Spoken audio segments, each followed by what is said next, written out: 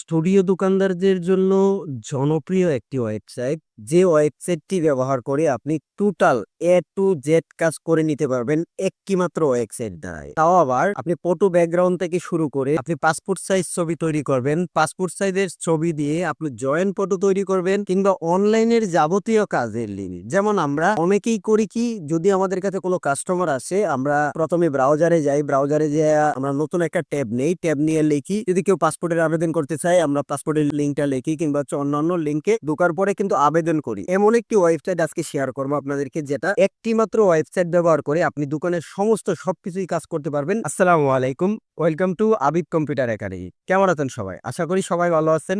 আজকের এই ভিডিওটি কতটুকু ইন্টারেস্টিং হতে যাচ্ছে, কতটুকু গুরুত্বপূর্ণ হতে যাচ্ছে, যদি আপনি ভিডিওটি না দেখেন তাহলে বুঝবেন না। একটি মাত্র ওয়েবসাইট, যে ওয়েবসাইটটি দ্বারা পাসপোর্ট সাইজের ছবি থেকে শুরু করে সেটা ব্যাকগ্রাউন্ড পরিবর্তন কিংবা জয়েন্ট ছবি তৈরি করতে পারবেন, এআই এর ব্যবহার করতে পারবেন, কিংবা আপনি অনলাইনের যাবতীয় কাজ এ টু জেড সমস্ত কাজ করে নিতে পারবেন একটি মাত্র ওয়েবসাইট দ্বারাই। হ্যাঁ, কথা বলছিলাম আমি ও সেবা বিডি নিয়ে। ও সেবা বিডি এমন একটি ওয়েবসাইট, যে ওয়েবসাইট দ্বারাই দোকানের প্রায় 90% কাজ আপনি করে নিতে পারবেন, যেটাতে আপনার খুঁজতে হবে না কোনো লিঙ্ক। যদি আমরা অনলাইনের আবেদন করি, আমরা কিন্তু লিঙ্ক খুঁজি, আমরা লিঙ্ক মনে না থাকলে আমরা নোটে প্রবেশ করি, কিংবা আমাদের যে ডায়েরি থাকে সেটা আমাদের যদি লেখা থাকে তাহলে সেখান থেকে দেখে মনে করে কিন্তু আমরা প্রবেশ করি। কিন্তু আপনার কাছে যদি ও সেবা বিডি থাকে, সেই ওয়েবসাইটটি দিয়ে আপনি সমস্ত সবকিছুই একসাথে দোকানের কাজ করতে পারবেন। অ্যাকাউন্ট তৈরি করতে কোনো ঝামেলা নাই, আপনি শুধুমাত্র আপনার ফোন নাম্বারটি এবং নাম ব্যবহার করে আপনি অ্যাকাউন্ট তৈরি করতে পারবেন। ও সেবা বিডিতে কিভাবে অ্যাকাউন্ট করবেন, এ টু জেড কিভাবে ব্যবহার করবেন, বিস্তারিত সমস্ত কিছু এই ভিডিওতেই আপনাদেরকে দেখানোর চেষ্টা করব। তো ভিডিওটিকে স্কিপ না করে পুরো ভিডিওটি দেখার চেষ্টা করবেন। তো কথা না বাড়িয়ে চলুন আজকের মূল ভিডিওটি শুরু করি। প্রথমে আপনারা যে কোনো একটি ব্রাউজার ওপেন করবেন। ব্রাউজার ওপেন করার পরে এখানে লিখবেন ও সেবা বিডি লেখার পরে দেখেন ও সেবার যে ওয়েবসাইটটি আসছে এখানে চলে আসছে। আপনার স্টুডিওকে করুন স্মার্ট ও আধুনিক। তারপরে এটাতে যদি আমি প্রথম ভিতরে প্রবেশ করি, প্রথমে আমার যে কাজটি করতে হবে সেটা হচ্ছে অ্যাকাউন্ট তৈরি করতে হবে। অ্যাকাউন্ট প্রথমেই বললাম যে অ্যাকাউন্ট তৈরি করা সিম্পল বিষয়, শুধু আপনি এই সাইন আপ ফ্রি এখানে একটা ক্লিক করবেন। এখানে ক্লিক করার পরে এই জায়গায় আপনার নামটি লিখবেন, যেমন আমি আমার নামটি লিখে দিচ্ছি। নামটি লেখার পরে এখানে আপনার ফোন নাম্বারটি দিয়ে দিবেন। আমি আমার ফোন নাম্বারটি দিয়ে দিব। ফোন নাম্বারটি দিয়ে এখানে পাসওয়ার্ড দিবেন। এখানে 8 সংখ্যার একটা পাসওয়ার্ড দিয়ে দেন। আমি দিয়ে দিলাম। আমি সেম মোবাইল নাম্বারটাই পাসওয়ার্ড দিয়ে দিলাম। পাসওয়ার্ড দিয়ে ক্রিয়েট নাও এখানে একটা ক্লিক করলাম। ক্লিক করার পরে এটা যদি আপনি সেভ করে রাখেন, সেভ করে রাখতে পারেন পরবর্তীতে লগ ইন করার জন্য। আমি সেভ করে রাখলাম। তো এখন দেখেন আমার কিন্তু এই অ্যাকাউন্টটি তৈরি হয়ে গেছে। প্রথমে হোম পেজে আসার পরে এখানে দেখেন আপনার ডিজিটাল সেবা এখন এক ঠিকানায়। তো এই সমস্ত সবকিছুই আপনি এক ঠিকানায় পেয়ে যাইতেছেন। এখানে দেখেন কি সেবা করছেন, যেমন পাসপোর্ট ফটো, ব্যাকগ্রাউন্ড রিমুভ, আপনি এখানে টাচ করেও কিন্তু বাকি সবগুলো আনতে পারবেন। তো প্রথমে আমরা যখন বাম সাইডে দেখি, এখানে দেখেন service, shop management, image and design, MX word and from, file transfer, online service, profile, job new, support. আপনারা যখন এই ওয়েবসাইটের যখন কোনো কিছু দরকার পড়ে, কোনো কিছু কাজ করতেছে না, এখন আমার নিশ্চয়ই একটা সাপোর্ট দরকার। আপনি যদি সাপোর্টে আসেন, সাপোর্টে ক্লিক করেন, ক্লিক করার পরে এই যে এখানে দেখেন আব্দুল্লাহ আল নোমান ভাই, যিনি এই ওয়েবসাইটটির ওনার সাথে সরাসরি কিন্তু চ্যাট করতে পারবেন। এখানে দেখেন চ্যাট উইথ স্পেশাল, আপনি এখানে ক্লিক করলে সরাসরি কিন্তু আপনার হোয়াটসঅ্যাপে নিয়ে যাবে। এখন যেহেতু আমরা কাজ করব, এর জন্য সার্ভিসে ক্লিক করব। সার্ভিসে ক্লিক করার পরে প্রথম আমরা যে অপশনটা দেখতে পাই, এখানে দেখেন ব্যাকগ্রাউন্ড রিমুভ। আপনি যে কোনো ছবির ব্যাকগ্রাউন্ড রিমুভ করতে পারবেন নির্বিশেষেই। আমি যদি ব্যাকগ্রাউন্ড রিমুভারে ক্লিক করি, ক্লিক করার পরে এখানে দেখেন অনলাইন এআই পাস সার্ভিস। এখানে দেখেন upload an image, upload an ইমেজে ক্লিক করে আপনার ছবিটাকে আপলোড করে দিবেন। কারণ এখান থেকে ওপেন করলেন, ওপেন করে ছবিটাকে আপলোড করে দিবেন।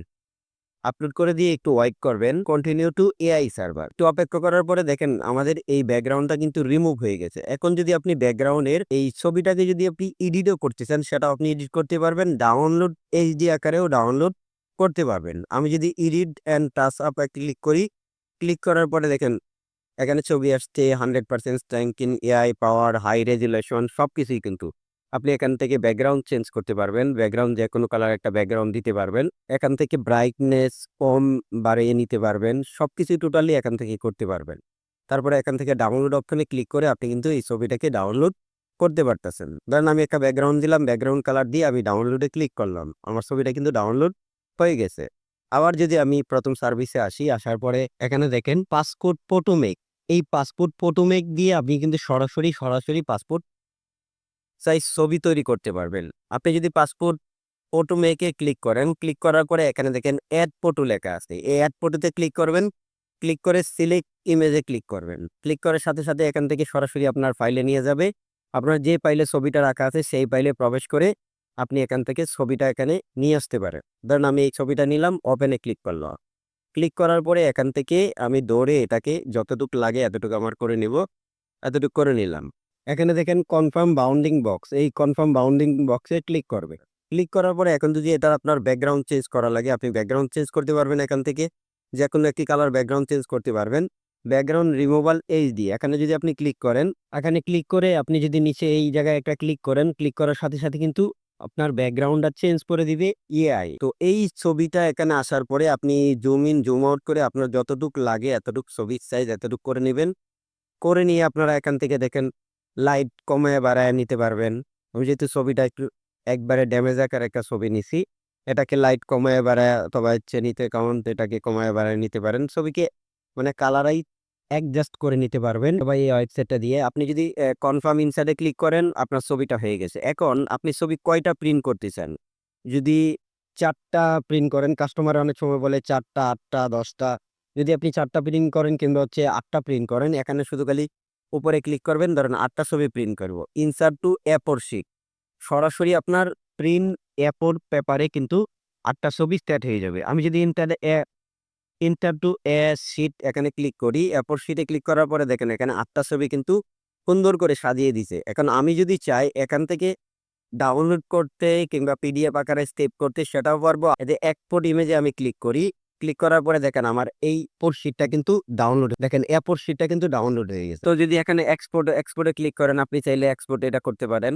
এক্সপোর্ট পিডিএফ আকারে সেভ করতে পারেন। জয়েন্ট পটি তৈরি করার জন্য এই জয়েন্ট পটোতে ক্লিক করবেন। ক্লিক করার পরে দেখেন ২ টা বক্স আসছে আমার সামনে। এই ২ টা বক্সে প্রথম বক্সে আপনার প্রথম ছবিটা আনবেন।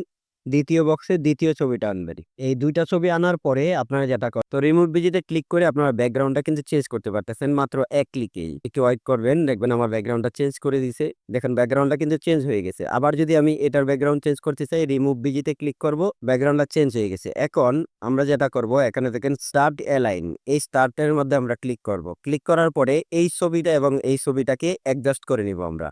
এই ছবিতে একটা ক্লিক করব। ক্লিক করার পরে এখানে দেখেন লেফট রাইট তাদের সবগুলোই করতে পারবেন। কারণ আমি ছবিটাকে একটু বড় করে একবারে নিচের দিকে বসায় দিব। এই ছবিটাকেও আমি একটু বড় করব। বড় করে একবারে নিচের দিকে বসায় দেব। তো দেখেন ২ টা ছবি কিন্তু আমার অ্যাডজাস্ট হয়ে গেছে। এখন যদি আমি চাই যে এটার ব্যাকগ্রাউন্ড কালার দিতে কিংবা হচ্ছে এখান থেকে ব্রাইটনেস কম বেশি করে নিতে পারবো আমরা।